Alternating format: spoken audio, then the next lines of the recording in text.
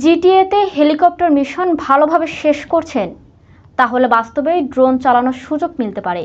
ইউক্রেনের এক ড্রোন কমান্ডারের দাবি, দক্ষ জিটিএ গেমারদের অনেকেই পরে এফটিভি ড্রোন অপারেটর হিসেবে নিয়োগ পাচ্ছেন। এর পেছনে বিস্তারিত কারণ থাকছে ডেস্ক রিপোর্টে। ইউক্রেনের ওই ড্রোন কমান্ডারের ভাষ্য, জিটিএ গেমের হেলিকপ্টার মিশনের পক্ষ খেলোয়াড়দের অনেকেই পরে এফটিভি ড্রোন অপারেটর হিসেবে নিয়োগ পান।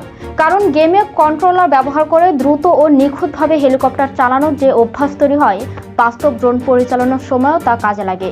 অর্থাৎ গেম খেলার সময় হাতে নিয়ন্ত্রণের পাশাপাশি দ্রুত সিদ্ধান্ত নেওয়ার যে দক্ষতা তৈরি হয়, সেটি বাস্তব ড্রোন চালানোর ক্ষেত্রেও গুরুত্বপূর্ণ হতে পারে। এই কারণেই ইউক্রেনের কর্তৃপক্ষ দক্ষ গেমারদের ড্রোন চালক হিসেবে নিয়োগ দিচ্ছে বলে জানিয়েছে ওই কমান্ডার। অর্থাৎ ভার্চুয়াল গেমে অর্জিত নিয়ন্ত্রণ ও সিদ্ধান্ত নেওয়ার দক্ষতা কাজে লাগছে বাস্তব ড্রোন পরিচালনায়। Farhana Mitu, desk report, global views.